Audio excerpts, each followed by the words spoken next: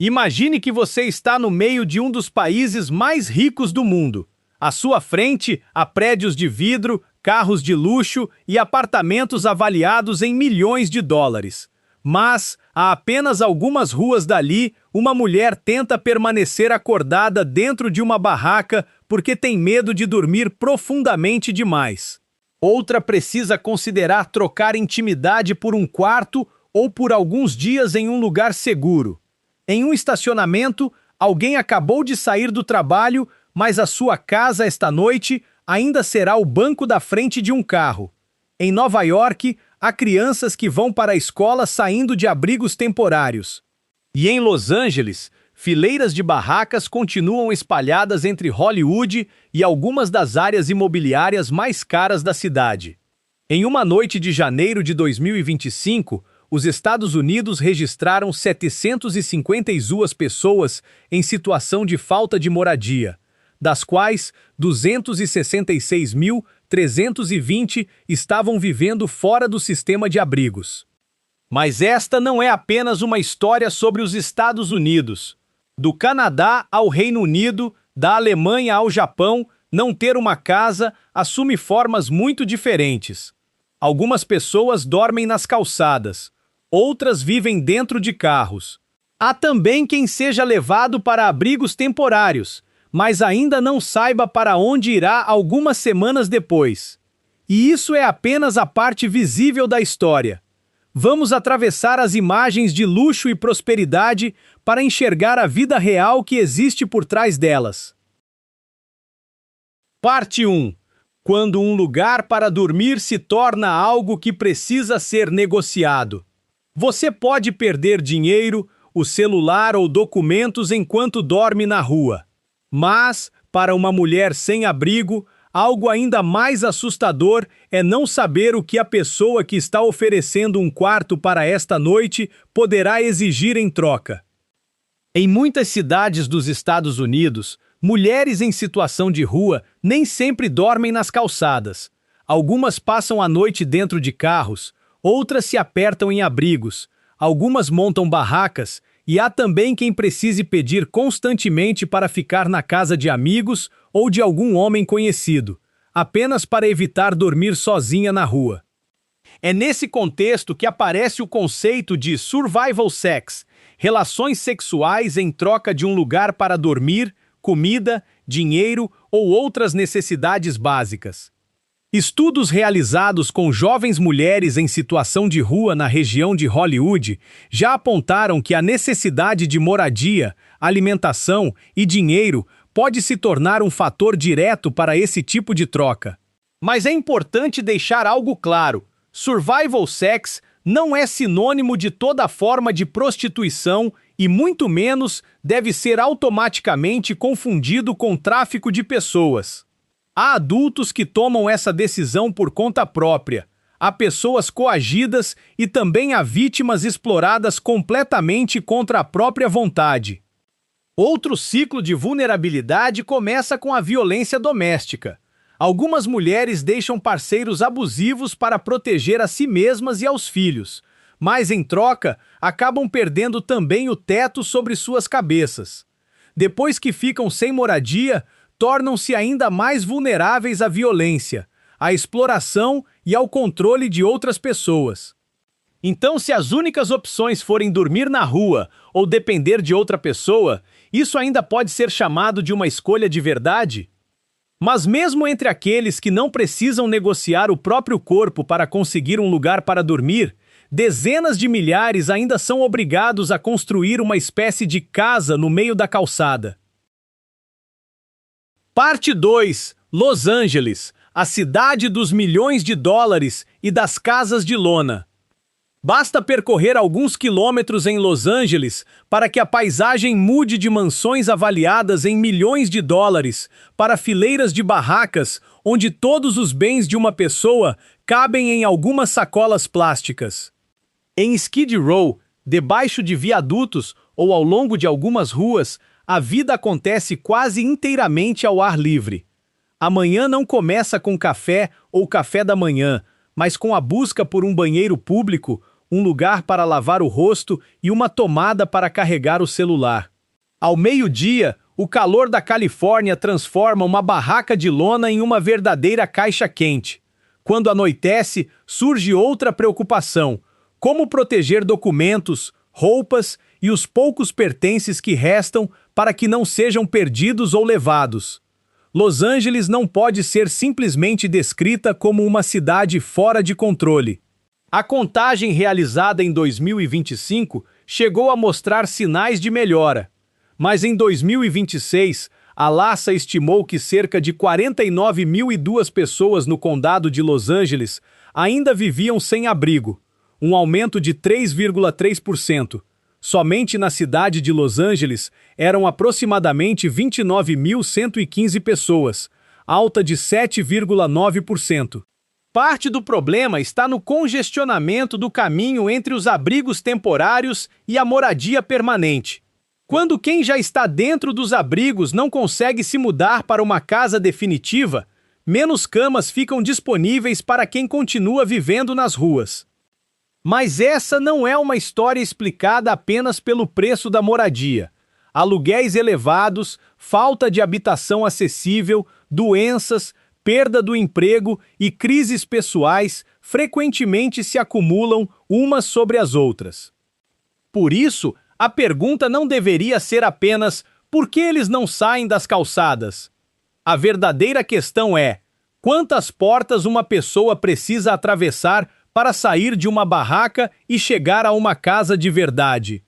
E o mais surpreendente é que nem todas as pessoas sem moradia estão desempregadas. Parte 3. Trabalham durante o dia, dormem no carro à noite. De manhã, eles vestem o uniforme, batem o ponto e atendem pessoas que têm uma casa. À noite, fecham as cortinas dos vidros do carro e transformam o banco da frente em um quarto. Eles fazem parte do grupo conhecido como Working Homeless, pessoas que continuam trabalhando e recebendo renda, mas que não conseguem manter uma moradia estável. Segundo estimativas reunidas pelo UCIT, cerca de 40 a 60% das pessoas que já passaram pela situação de falta de moradia estavam empregadas em algum momento. Em outras palavras, ter um emprego não significa necessariamente ganhar o suficiente para pagar um aluguel. Quando o carro se transforma em casa, toda a vida passa a girar em torno dele. À noite, é preciso encontrar um estacionamento seguro onde não sejam obrigados a sair. Pela manhã, é necessário procurar um banheiro, um lugar para tomar banho, lavar roupas e trocar de roupa antes de começar o turno. O carro não é apenas o quarto, ele também funciona como guarda-roupa, depósito e meio de transporte para o trabalho. Por isso, se o veículo quebrar, a pessoa pode perder ao mesmo tempo a casa e a capacidade de continuar trabalhando. O que torna essa situação tão frágil é que o orçamento geralmente já está no limite. Uma única conta médica, algumas semanas com menos horas de trabalho ou um grande conserto no carro podem ser suficientes para transformar o aluguel em uma despesa impossível de pagar.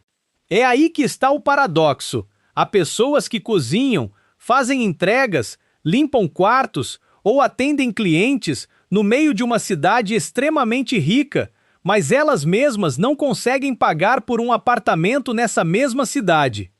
Se para um adulto já é difícil dormir dentro de um carro, imagine tentar manter os estudos de uma criança quando toda a família nem sequer sabe onde estará dormindo no mês seguinte. Parte 4. Nova York. As crianças que vão à escola saindo de abrigos. Há crianças que entram na sala de aula com uma mochila igual à de todos os outros colegas. A diferença só aparece quando as aulas terminam. Elas não voltam para uma casa que pertence à própria família. Quando pensamos em falta de moradia, geralmente imaginamos alguém dormindo na calçada. Mas em Nova York, existe uma forma menos visível dessa realidade. Famílias com crianças vivendo no sistema de abrigos ou em moradias temporárias. A cidade acompanha separadamente dados sobre famílias crianças em abrigos e crianças em idade escolar. Ter um teto protege a família de dormir nas ruas, mas ainda não significa ter uma moradia estável. Os pais continuam precisando trabalhar, resolver documentos, buscar benefícios e procurar um apartamento que consigam pagar. Enquanto isso, a criança precisa acordar no horário, ir à escola, fazer as tarefas e tentar manter uma rotina normal, mesmo em meio a mudanças frequentes de endereço. Nova York inclui estudantes que vivem em abrigos, hotéis, carros ou que precisam dividir a casa de outras pessoas por não conseguirem pagar aluguel na categoria de Students in Temporary Housing, ou estudantes em moradia temporária. Essas crianças continuam tendo o direito de permanecer na escola atual e podem receber apoio de transporte. E é justamente aí que está o paradoxo. Uma criança pode ter uma cama para dormir esta noite, e ainda assim não saber onde sua família estará vivendo daqui a alguns meses. Ter um teto não significa necessariamente ter um lar, mas, para aqueles que não conseguem entrar em um abrigo e permanecem por mais tempo vivendo ao ar livre, outro perigo começa a crescer. A saúde pode desmoronar mais rápido do que a própria barraca onde vivem. Parte 5. Fentanil, transtornos mentais e o ciclo das ruas. O perigo do fentanil não está apenas em uma única dose. Nas ruas, ele pode aparecer junto com o frio, doenças, isolamento e um corpo já completamente exausto. Em Los Angeles, as overdoses vêm sendo, há anos, uma das principais causas de morte entre pessoas em situação de rua. Os dados mais recentes do condado mostram alguma melhora. Em 2024, a taxa de mortalidade por overdose nesse grupo caiu cerca de 21%. Ainda assim, a overdose continuou sendo a principal causa de morte, mostrando que existe uma enorme distância entre diminuir e resolver o problema. O fentanil é especialmente perigoso porque até mesmo uma pequena quantidade pode provocar uma overdose.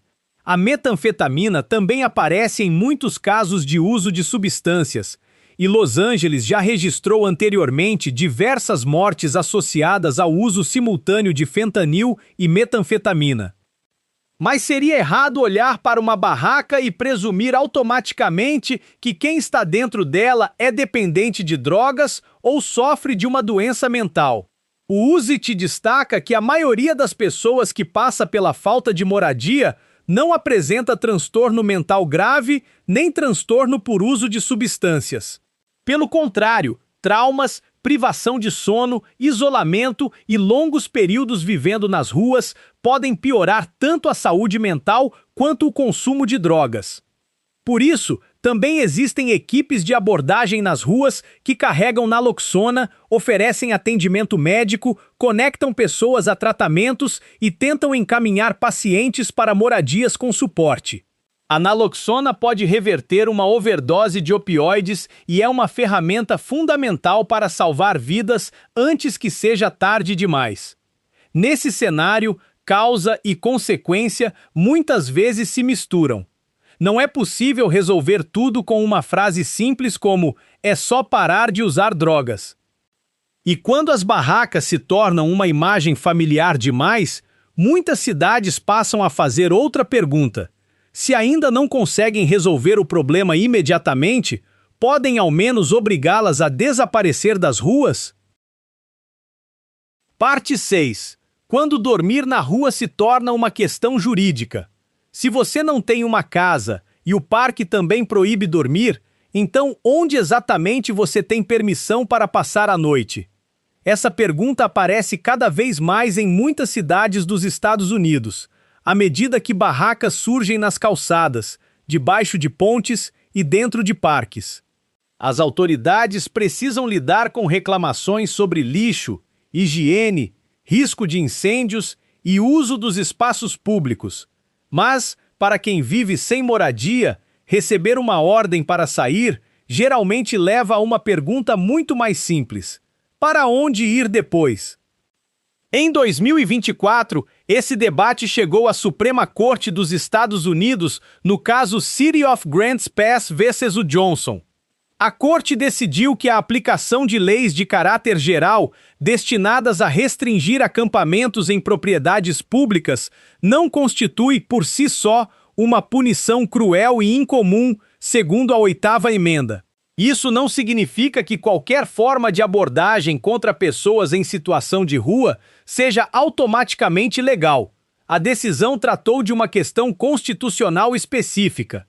A partir daí, surgem duas pressões em sentidos opostos. Moradores querem calçadas, parques e bairros seguros e limpos. Ao mesmo tempo, organizações de assistência fazem outra pergunta: se uma barraca é removida, mas a pessoa que estava dentro dela ainda não tem acesso a abrigo, moradia ou tratamento, o problema foi realmente resolvido ou apenas transferido para a rua seguinte? Um bairro pode parecer mais limpo depois de algumas horas, mas não ver mais pessoas em situação de rua não significa que essas pessoas agora tenham uma casa. Então, o que deveria vir primeiro? Punição, abrigo, tratamento ou moradia permanente? Mas os Estados Unidos não são a única grande potência onde cidades de barracas começaram a aparecer. Basta seguir para o norte para encontrar um país famoso por sua qualidade de vida, enfrentando uma história muito parecida. Parte 7. Canadá. Cidades de barracas em um país rico. O Canadá costuma evocar a imagem de cidades limpas, renda elevada e um sistema de bem-estar social relativamente desenvolvido. Mas em muitas áreas urbanas, uma barraca ainda está se tornando o último refúgio para pessoas que não conseguem encontrar uma moradia adequada. A contagem coordenada de 2025, realizada em 75 comunidades canadenses, registrou cerca de 65 mil pessoas em situação de falta de moradia em apenas uma noite. Entre elas, 56% estavam em abrigos de emergência ou em abrigos destinados a vítimas de violência doméstica. 20% permaneciam em locais ao ar livre e 7% viviam em acampamentos. Isso mostra que a falta de moradia no Canadá não se resume à imagem de alguém dormindo em uma calçada. Nos acampamentos, a vida gira em torno de necessidades extremamente básicas: manter-se aquecido, encontrar água, carregar o celular, proteger os poucos pertences e tentar evitar ser obrigado a se mudar novamente.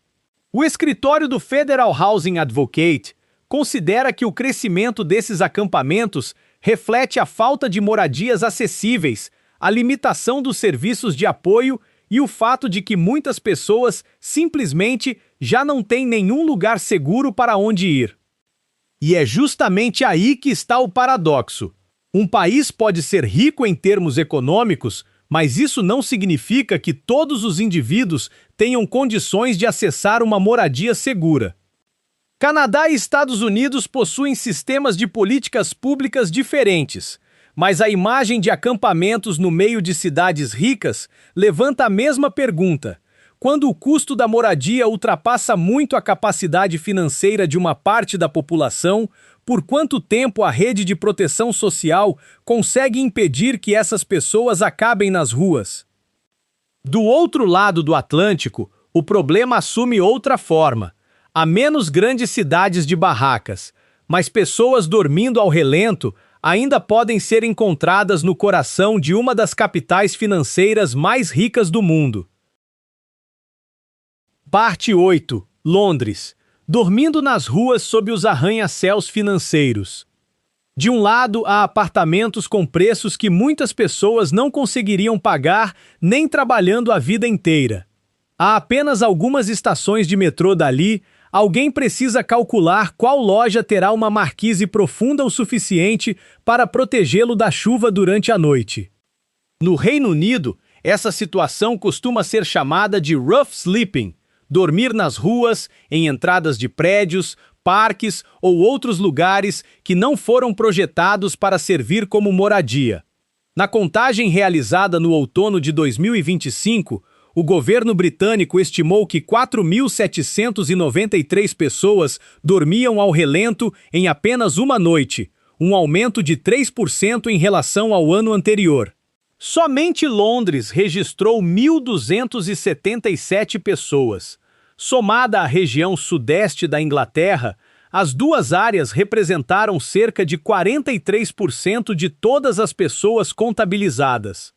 Mas uma única noite mostra apenas uma pequena parte da realidade. Em março de 2026, cerca de 7.541 pessoas foram registradas como tendo passado por situação de rough sleeping ao longo de todo o mês, mais que o dobro das 3.461 pessoas contabilizadas em uma noite específica. E mesmo esses números ainda têm pontos cegos. As próprias orientações estatísticas do Reino Unido reconhecem que as mulheres podem ser mais difíceis de identificar, porque sua forma de dormir nas ruas tende a ser mais escondida, mais móvel e menos contínua. Algumas evitam locais facilmente visíveis para reduzir o risco de assédio ou violência. É uma forma de falta de moradia que quase se torna invisível. No meio de uma cidade onde imóveis podem valer milhões de libras, algumas pessoas não estão procurando um apartamento luxuoso. Às vezes, tudo o que buscam é um canto suficientemente seco, discreto e seguro para passar a noite. A falta de moradia nem sempre aparece na forma de uma fileira de barracas. Às vezes, justamente as pessoas mais vulneráveis são aquelas que menos conseguimos enxergar. Mas, se olharmos apenas para quem está deitado nas calçadas, podemos perder grande parte da história, e a Alemanha é um dos exemplos mais claros disso. Parte 9. Alemanha. Centenas de milhares de pessoas sem moradia, mas nem todas dormem nas ruas. Um país pode registrar centenas de milhares de pessoas sem moradia, e ainda assim, suas ruas não apresentarem centenas de milhares de barracas.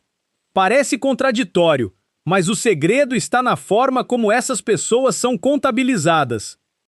Segundo o Escritório Federal de Estatística da Alemanha, em 31 de janeiro de 2026, cerca de 452.900 pessoas sem moradia estavam alojadas por autoridades públicas ou instituições.